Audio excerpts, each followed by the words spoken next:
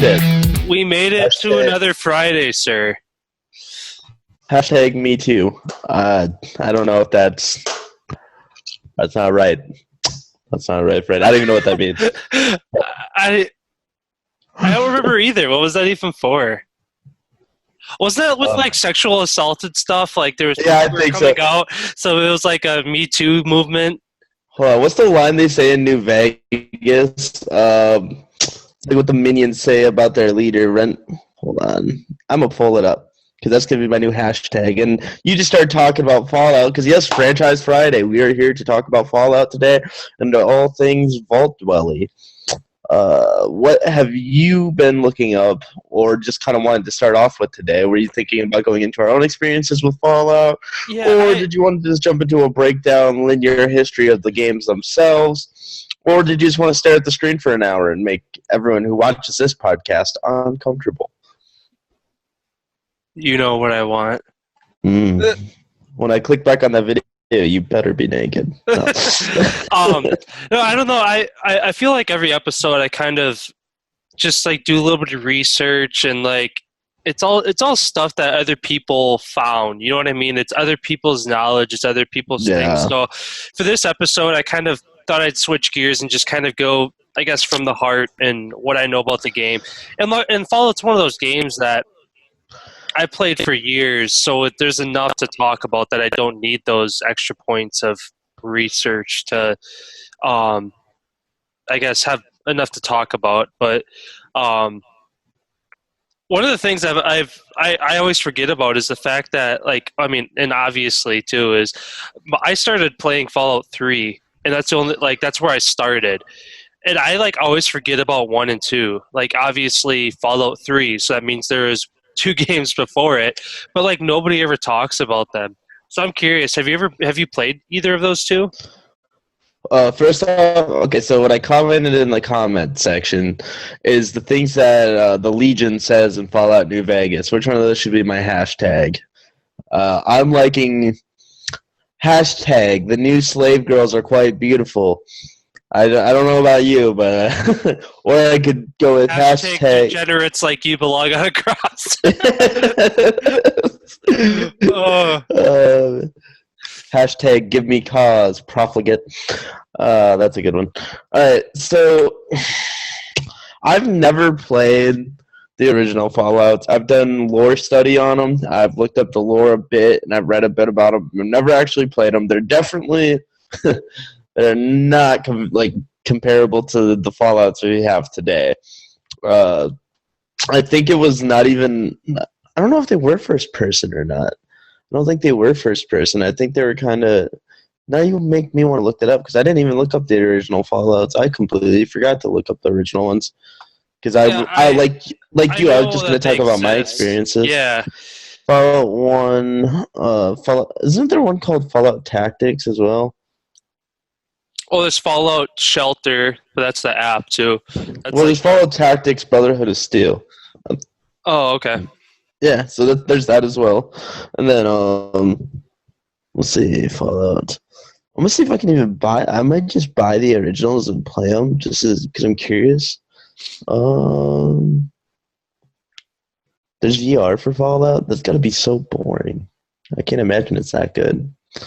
Fallout original game. Yes, here we go. All right. Yeah, it's a turn-based. So yeah, the first Fallout was actually turn-based. What does that mean? So, have you ever played Final Fantasy? A little bit. Not so you know how like you sit there and you attack. Did you ever play? I don't know, like the game really obscure. Call out Sunny on Armor Games. You play like a zombie and you take turns fighting. No, not ringing a bell. Okay, what's another game too? Either way, you know. It's you take your turn. Kingdom Hearts. You ever played Kingdom Hearts? No. Okay. I suck. Yeah, you do. All right, hold on. Hold on a second. There's got to be a turn-based game you've played before. Call of Duty, you ever hear that? I play Call of that. Duty's not turn-based.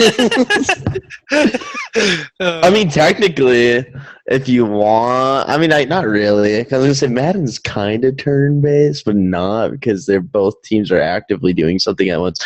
So essentially, what a turn-based game is you launch all your attacks. The enemy can't typically respond until your turn is done, and then they can retaliate. So it's just like back and forth. So imagine instead of how we typically look at super mutants, you're looking at your character on one side, you're looking at a super mutant in front of you, and you click to do an attack. You attack it, and then your attack turn ends, and then it's their attack, and then they attack you. oh, okay. Yeah. And then, yeah, I don't think it was. It came out in 1997. Yeah, the original Fallout, I'm pretty sure took place in Cali. I believe so. I know for a fact that one or two took place in Cali. I just can't remember which one, or both might have, honestly. I want to see a Fallout New York. They alluded to that as well, and I don't know if you remember that. There was like they alluded to it in what's the name of that DLC for New Vegas? Where you go and find the other courier. The one that you can choose to drop nukes. Spoiler alert, by the way, if you haven't played New Vegas and you haven't played all the DLCs, you suck for not, so spoiler. But you get to choose to nuke one of the two camps. You can nuke the Legion camp or you can nuke the NCR camp. Can't remember the name of that DLC. Like, but I you know remember, what I'm saying. I remember going through it. I don't remember what the DLC was, though. So there's an iBot that you come across that, like, refers to New York, and there's like just it talks a bit about New York because that's where that robot I think originally was in New York, and it ended up there. That was one of the more fascinating stories to me. Me personal favorite is probably New Vegas, just because I love the storyline. But yeah, so I'd love to see a Fallout New York. Anyways, let's start it off with what is your favorite Fallout game and your favorite Fallout memory for franchise fucking Friday. I mean, I really like 76, but I definitely would hand it to Fallout 4 for being the most well-rounded Fallout that I've played between 3, New Vegas, 4, and 76. Just with how it was like the stepping stone between 3 and 76. Like 76 is very multiplayer based. 3 was very, like single player based and just like you're on your own. And Fallout 4 was kind of that somewhat stepping stone. You weren't quite playing with other people, but you had like a settlement that you ran that you could have other NPCs like run vendors and shops and like take care of stuff and guard the walls. Like I thought that was a really cool aspect that they added to the game, that in like 3, as soon as you beat like the main campaign, yeah, you can wander around and do side quests forever and ever. But 4, by having like a settlement to run and having to constantly go out and get more supplies, more NPCs to guard the new stuff that you're bringing in, I invested so much time and effort into that game, and I'm almost curious to pull it up and go back because I'd taken over I think it was called Sanctuary. Is that the name? Sanctuary? Yeah. How it's like basically like this like suburb little town that you can like basically take over. And I remember I freaking built like 4 block tall cement walls that are just massive and put a ceiling across my whole building, the whole place. Like I have countless hours into that. So oh yeah, and then it's always worth the campaign revisiting. in and of itself was amazing, just with how they had the Brotherhood of Steel, they implemented the Railroad, and then having the Institute kind of be the villain per se. If you chose to look at it that way, you could have sided with the Institute as well and basically said fuck everybody else if you wanted to. And I never actually played it out that way. I played it where I sided with the Brotherhood, I sided with the Railroad, but I never sided with the Institute. So maybe someday I'll have to go back and do that. Oh, definitely. And then another thing worth investing your time into, just to spice things up, because like you don't need to overdo it with mods like I tend to do with games, but you could honestly just mod your game to like throw in one or two new things just to make it more interesting for yourself while maintaining a balanced game playthrough. See, for me, I personally, I was not the biggest fan of Fallout 4 in terms of the overall story. I didn't hate it. I just felt like there was just something missing from it. I don't know how to explain that properly. If anything, I'd just say that like it it didn't feel like I could be as morally ambiguous in that one as I could in New Vegas and Fallout 3.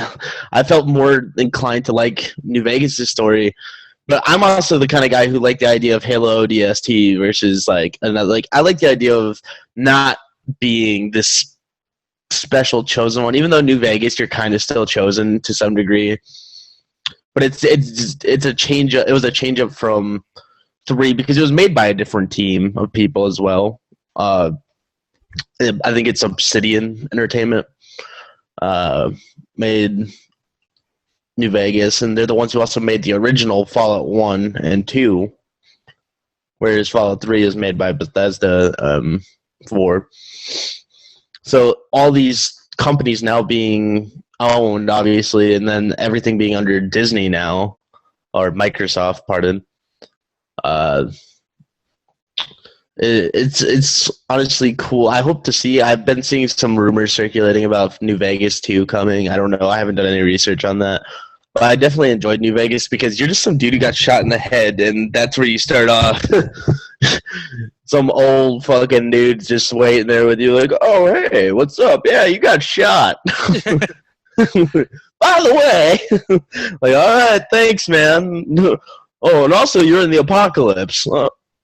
Thanks. Oh, and you're very dehydrated. Well, can you help with that? No. Okay. For those people who like to play on survival mode. Yeah. kind of a quick note, and it's something that I guess I've known for a while, and I don't know how long I've known it or where I found the source of it. But Fallout originally wasn't set to be like a post-apocalyptic like setting. That was like something that like it was just going to be like an open world, kind of like more like a Skyrim or like Ark kind of, where it's just like here's enemies scattered. There wasn't really going to be a storyline based on a certain setting. It was just going to be an open world, whatever it was going to be. But yeah, it wasn't settled on until I don't know when they made the decision. But I remember it was something that I had came across once, that the whole post-apocalyptic like vibe was not something that Fallout originally went with. And I feel like it's always interesting to look at these big games that have had so much impact, both on us and just in the gaming world as a whole, that the storyline that they went with isn't the original storyline that they had planned. So whether it was one guy who overruled everyone else, or one guy just came in one day and was like, I've been spending hours and hours and getting no sleep, and like pitches this one great idea and it's stuck. Like, obviously we don't know what goes on in those rooms of these creative teams that develop these games, but it's always interesting to hear those stories about games that either would have went a completely different direction or might not have existed at all, but one person or team of people decided to go a certain way with things.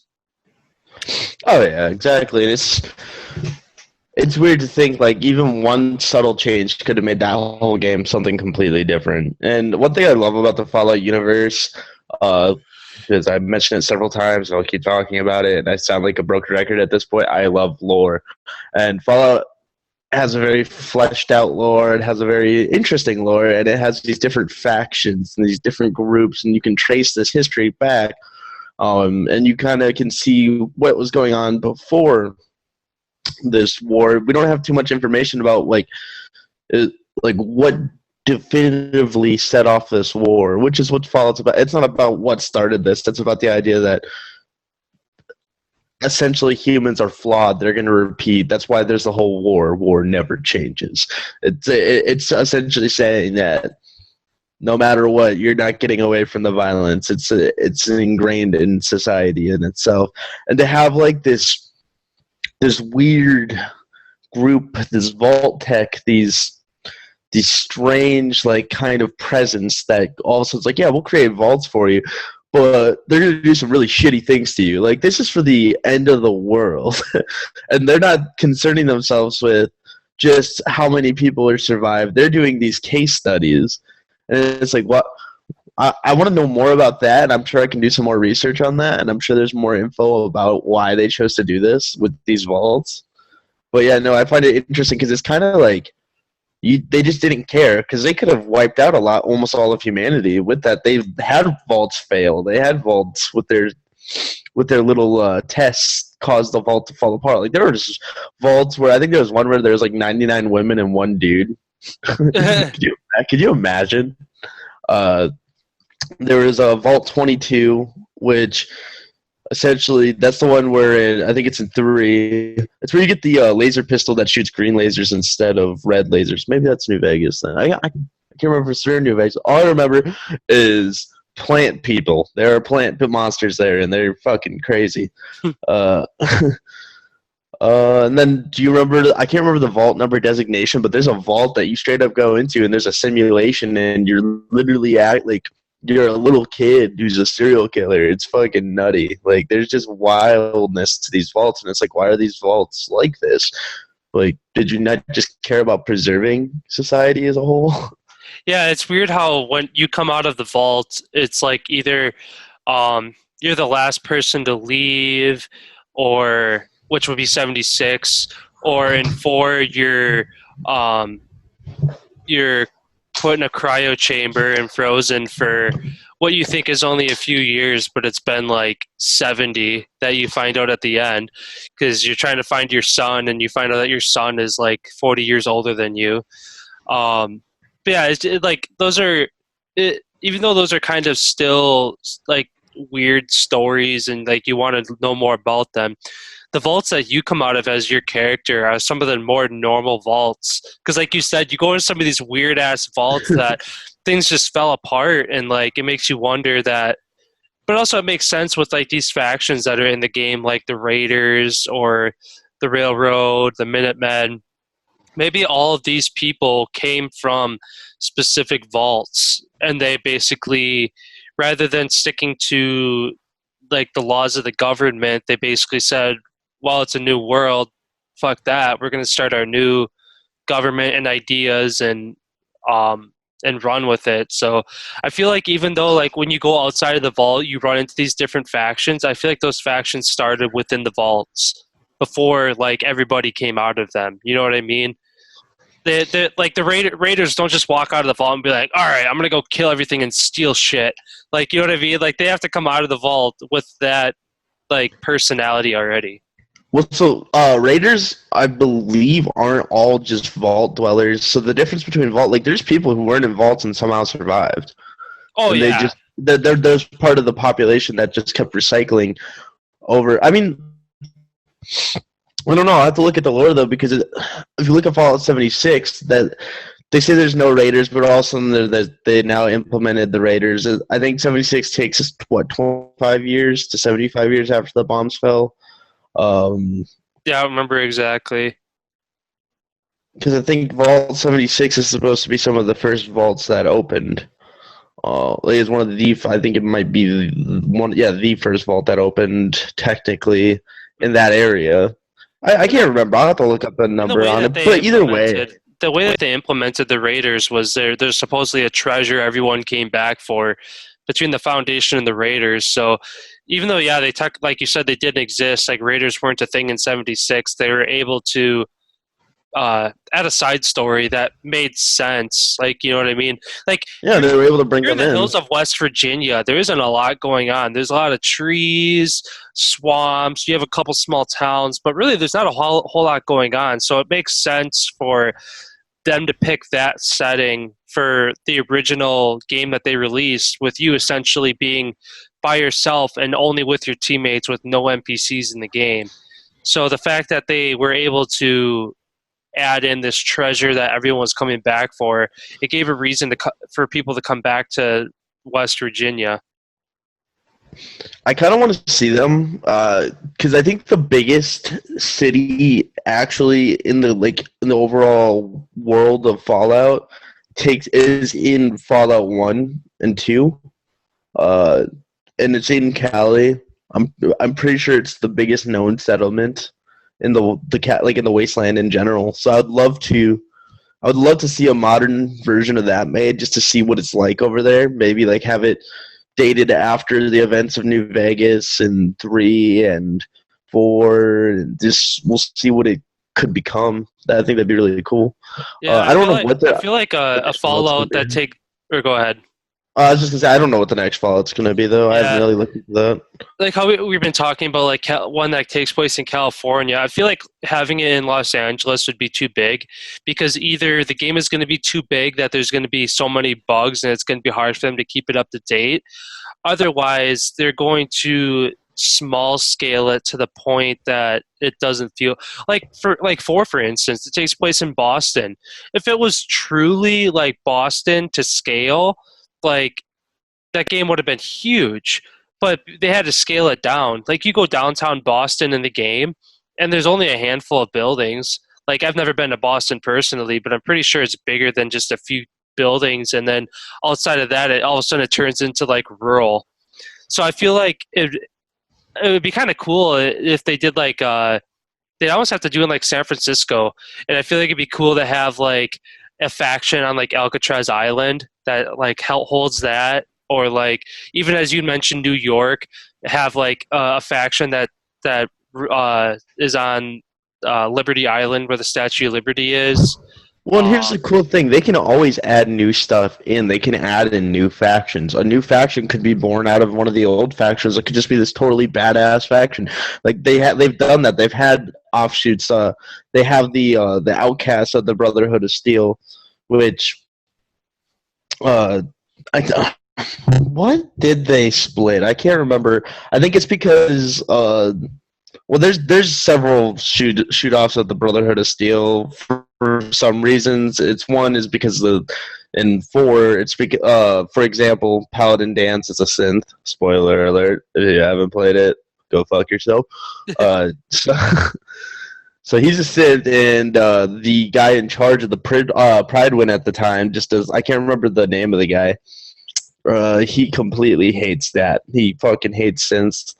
So there's I was actually watching a video, a breakdown, of saying that they originally planned to where you could actually take over the eastern faction of the Brotherhood of Steel in Fallout 4, but they cut it out. But yeah, no, and then there's like the Outcasts in Fallout 3 where you go do the whole time machine mission, you go back to Anchorage, and that's where you get really your first experience with the Chinese stealth suit.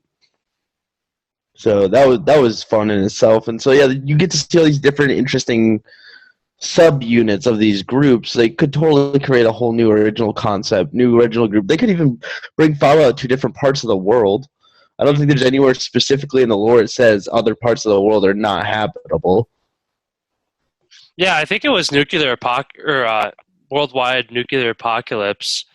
They reference it, that like the whole world went to shit. So yeah, it'd be kind of interesting to see. But that's the thing, is you take it to a different country, if you have your character like speaking English and you have all the other characters speaking English, you know what I mean? Like English is the most, at least I think it's the most prominent language in the world, that like the most spoken language. But like say you go to say they decide to have in Hong Kong, but then every NPC you run into is speaking English. Like, you know what I mean? That kind of throw the game off a little bit. So I don't know how they would do that.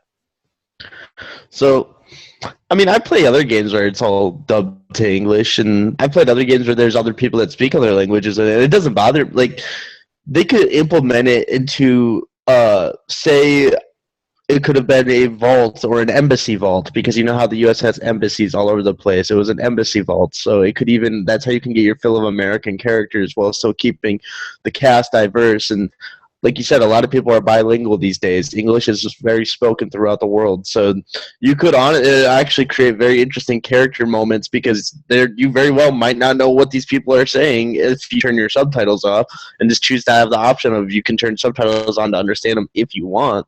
And then there's people out there who actually speak these languages and they can just understand it.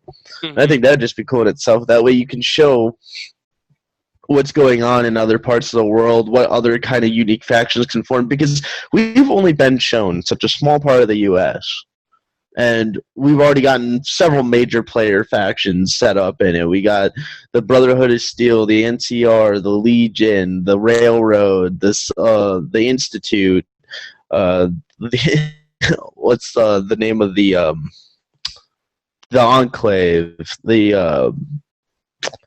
the Minutemen.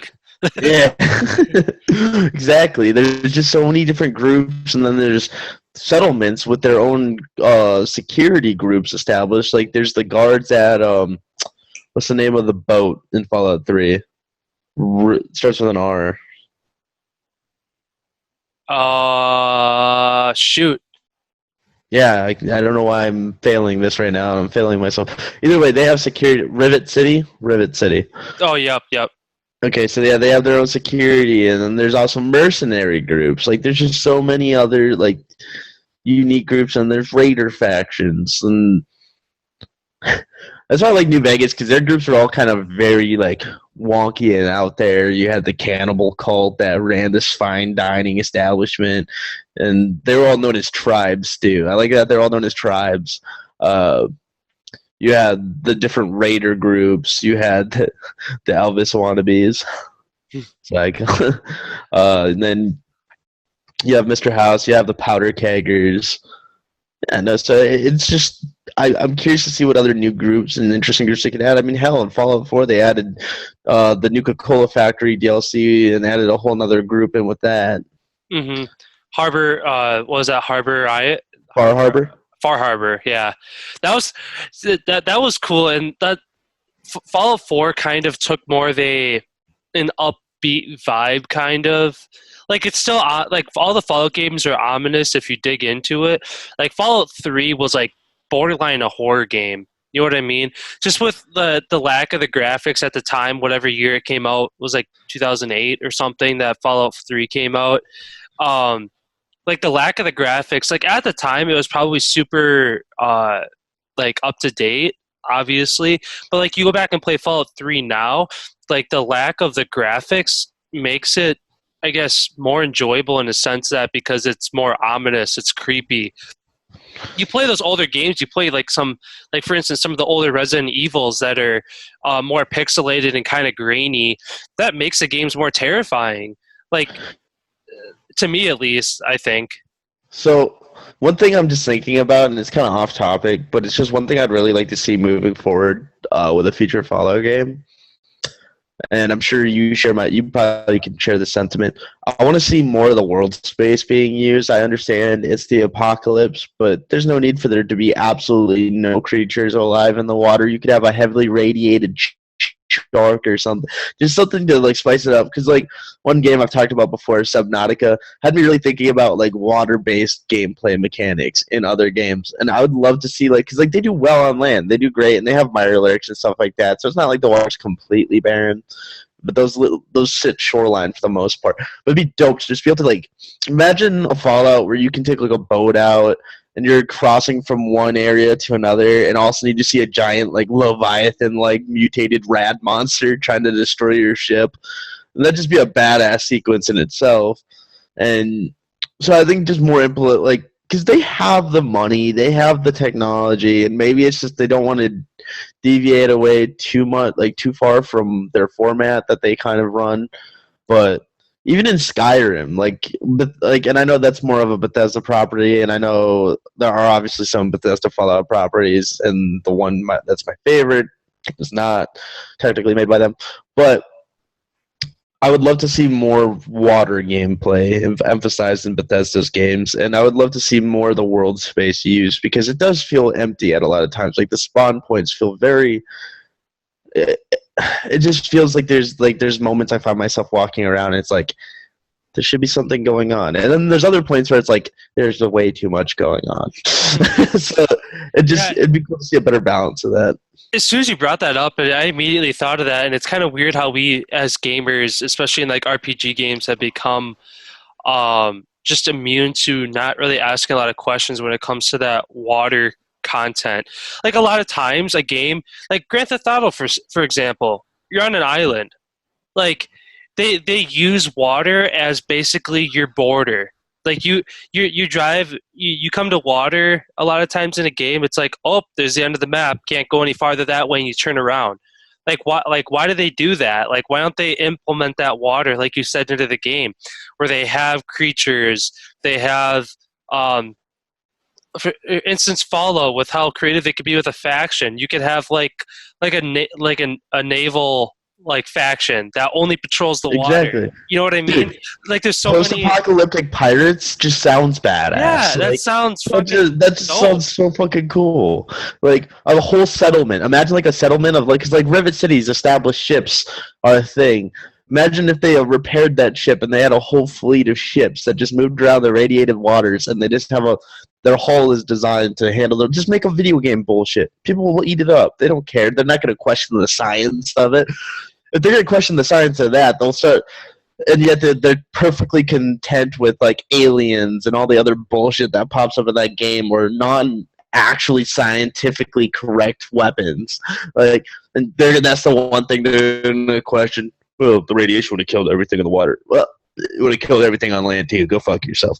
Yeah. But, and Grand Theft Auto did a good job with their newest one, because they added in the submarine thing, like the little personal, and they have like little sea animals you can see, and I think they even had like dolphins and whales. And I'm not 100%. I never really fucked around in the water, but you had the option to, and there were actual like creatures they digitalized into the game. There wasn't much you could fucking do. I know there's a mod you can become a whale. Like people would like, yeah, like I saw this mod of people who were just like, they'd be like downtown Los Santos and like switch to a whale, and they just fucking fall out of the sky and like crush like 6 vehicles. That's awesome. Yeah, so those files are there, they're present. So it's just like Fallout. That'd be one cool thing to see. Like you mentioned, like an all naval based sea settlement would be also interesting. Because it's not completely unrealistic that the radiation will start to eventually damper down. And I would love to actually see kind of as the world repairs itself, because that's kind of where it's leaning towards. It seems like that's what the Fallout universe is trying to do. It's obviously just went through this giant cataclysm that's divided the world, and now it's all trying to pull itself back together slowly. And that's what you see in these storylines. And you're part of that. You're just a mechanism that's part of this overall, the world trying to come back to being normal, as normal as it can be.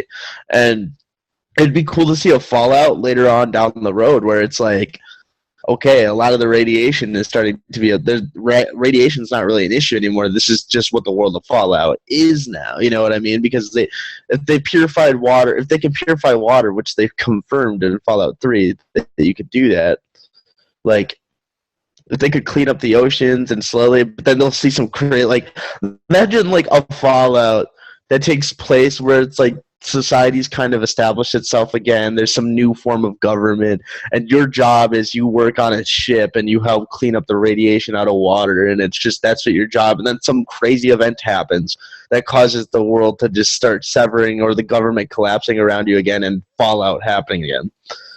And you froze. You froze. You froze in a very funny way. Oh, there you are. Ah, you started moving again. I was going to try to get a picture.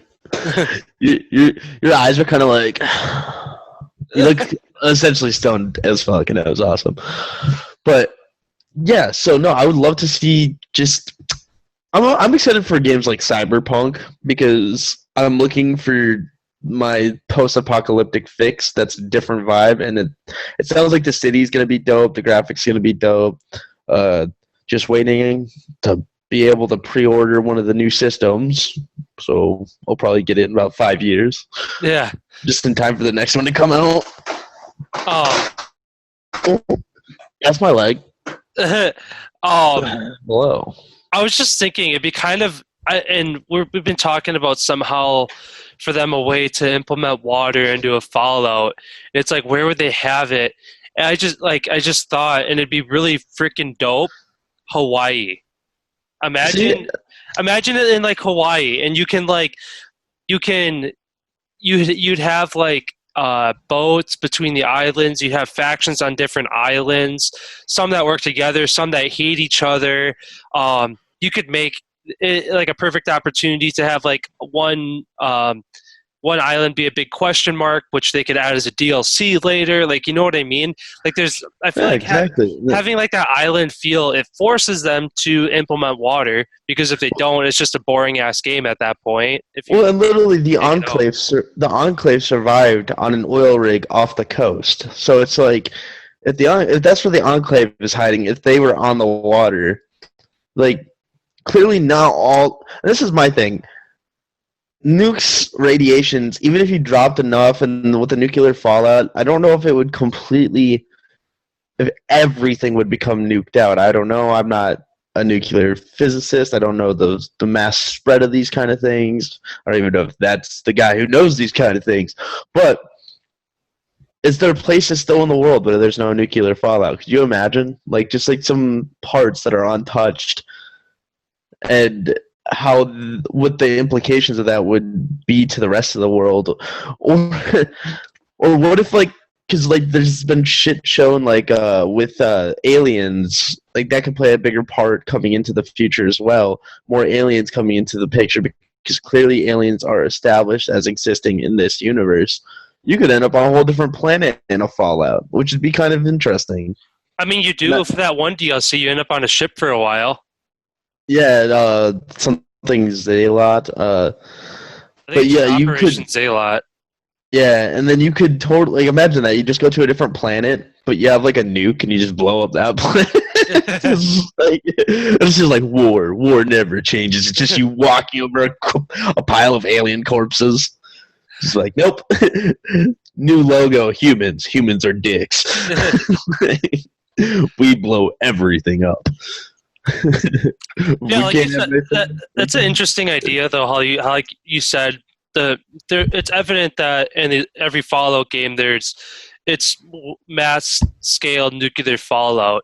But like you said, it'd be interesting to see them take a turn where, like, Ireland or something, like, somehow didn't get nuked. Yeah, right. Like, you just start off in a city and you expect it to get nuked, because like that'd be such a cool like turnaround too. Because imagine, instead of starting off, I don't know. Here, I'll give you a breakdown of an idea I had. So you start off, your character, it's the nuclear fallout. Like, you're under like rubble. You're getting up. Like, say somehow you're in the furthest part of a blast zone, to where you weren't exactly taken out by the bomb, but like some debris fell, so you still have time.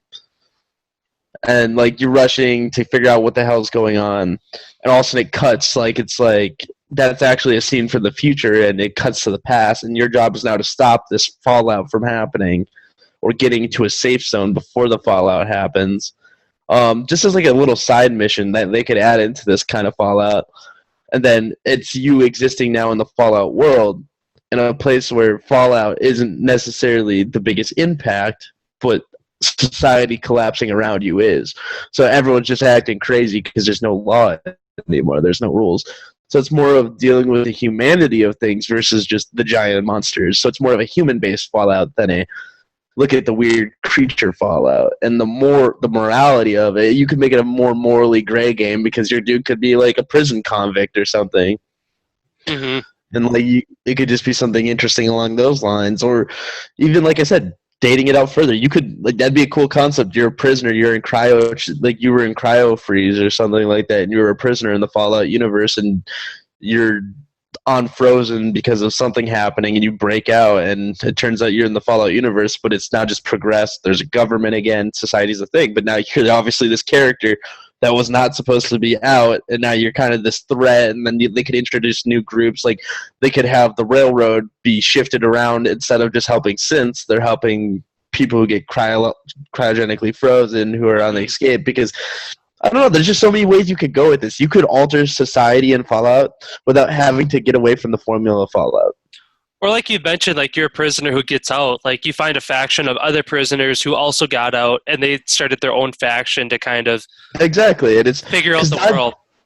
Fallout in itself is the idea of just everything falling apart, everything just completely collapsing, and just repeating itself of that constant cycle of feeding. And that's why I think they have the opportunity. If they wanted to spice things up significantly, they definitely could. They could go so many different directions, and I don't think they would necessarily piss off the fan base. I mean, coming off of 76, they've already pissed off a lot of their fan base in some respect with that, which loyal fans, they know it's just a different project. I don't even think it was made by the same teams that made 3. I think it was made by one of their, like, a different team in a different country so I don't know. But either way, it was a different thing they were trying. I'm down for that. I don't want them to get scared of trying new things.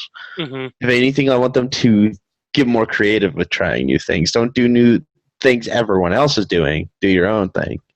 And I feel like with Bethesda being under Microsoft now, they have the resources and financial abilities to explore. So some of these ideas that we're talking about right now, they're not far off. They're not far-fetched for them to try these kind of ideas. And whatever it was that was holding them back before from doing them, obviously we have no idea. And who knows, maybe they tried them in a like a beta stage, but like just within that company, and they tried it out and maybe it didn't work. Maybe there's too many bugs, or maybe they just hit a roadblock with creativity. But I'm interested to see in the next probably 3 to 5 years. I'm sure that we're going to see some big changes with Bethesda and the games that they released, and being able to release them in a more timely fashion, because we had to wait years in between all the Fallouts that we've known. I could almost see it becoming that year after year, or even every 2 years they come out with a new Fallout game, and they're able to explore these new ideas and topics that we were just talking about. Well, honestly, it'd be cool too if they just, because they've already opened up this idea of opening up to the community, having them creating content for them. Why not just, if there's creators out there, if they want to create content, they want stuff, or if they want to help with a future Fallout project, let them come up with ideas, come up with concepts, have them, let those concepts come in, take them into consideration, and just kind of like see where a mass consensus is coming in on what ideas people want to see. But like, this is where the fan bases of video games need to get better, because we in ourselves do have toxic tendencies. We have expectations of no change and change at the same time. We want to see differences, but yet we don't want to see it. We don't want it to become too different to where it makes us uncomfortable. We want games to be cutting edge and innovative, but we're too pushy with these video game creators to let them have that true creative independency. Because like, not everything they're going to come up with is going to be perfect. It's not, because it's not what we want. Mm-hmm.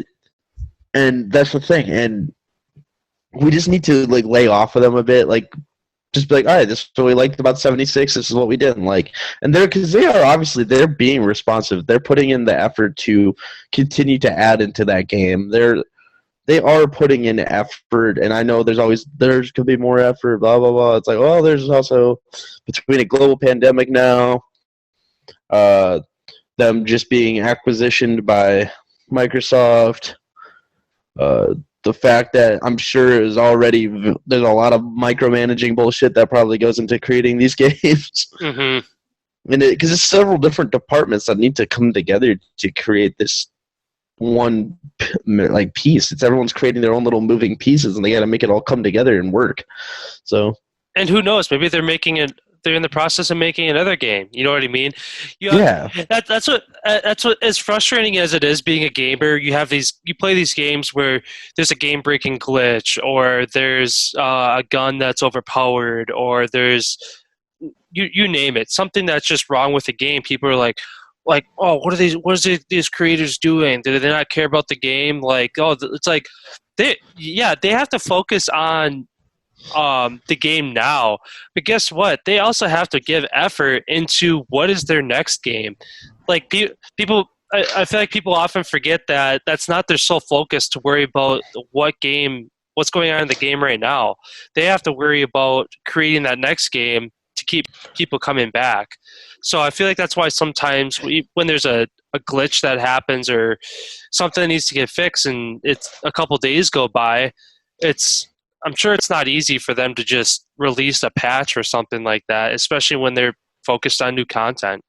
exactly. And I don't know. I just feel like these creators should be given a little bit more free reign. I don't know what the range of their work looks like. I'd love to sit down with a video game designer and just get this opportunity to ask them these questions, just to understand where their mindset's at, what it is, what's a typical day look like for them, to understand them better. Because I feel like I find myself saying a lot of negative things when I get upset about these glitches and these things, and it's like I have no understanding of their job. I have no right to sit there and question what's going on until I put myself in their shoes. So I think I will do some research on that. And once I know more, then if I think they're dragging their feet, then I'm just like, yeah, no, this company's dragging their feet. This is why.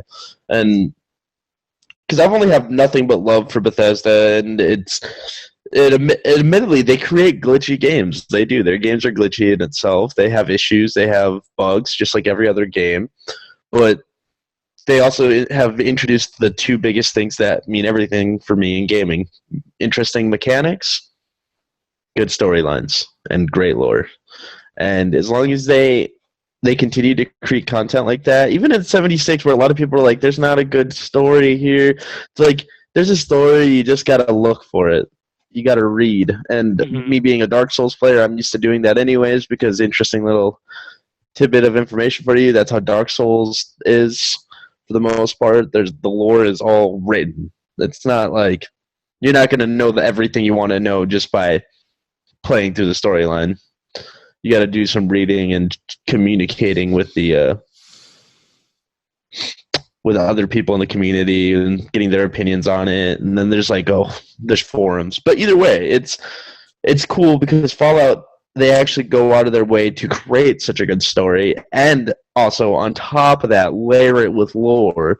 Because not only are you having these fun little side missions that are unique and just honestly just weird experiences you would kind of expect in a place like the world of Fallout set, and yet they still also have these computer logs and this other information you can find that just ties all the lore together. And is everything perfect? Not always. They make little hiccups here and there, but otherwise they're pretty good. They're pretty good about staying consistent. For sure. Yeah, I mean, I don't know. I bet you, like we keep saying, I'm just interested to see where Fallout goes, and I honestly thought it was going to die after 4, because there was really no talk of before 76. It was at E3 that year. They were all of a sudden out of nowhere, there's teasers for a Fallout. We're like, okay, and then you watch the E3 release, and they're like, oh yeah, they're because it was supposed to be this year that everybody thought that was going to get released, because they usually release their games around October, November, kind of like Call of Duty. They're like, oh, because I can't remember the exact how he did it, but basically the guy had this calendar up on the screen. He's like, you guys would be expecting this game in 2020? No, it's coming to you this fall. So basically it was at E3 in June or July, whatever that is. They announced the game then, and literally months later they released it. So it makes you wonder how quickly they're able to put these games together. I'm sure 76 was in the making for a long time, but also at the same time, who knows if it was, because they just released it, or they announced it and then released it a few months later. So I don't know.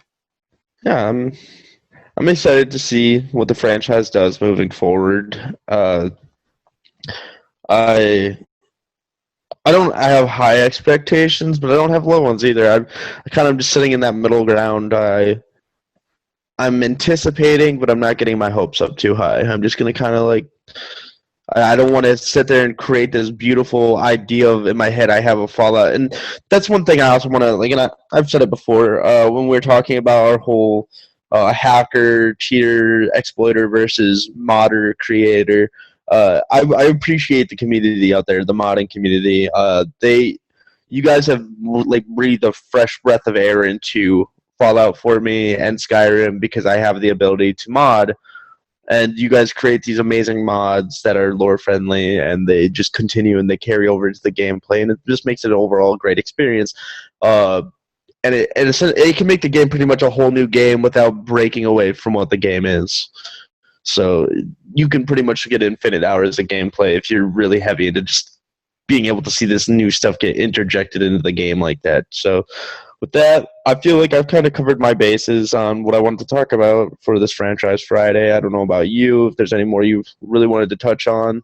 No, I mean that's about everything that I guess, wanted to talk about, and yeah, I'm happy happy to wrap things up.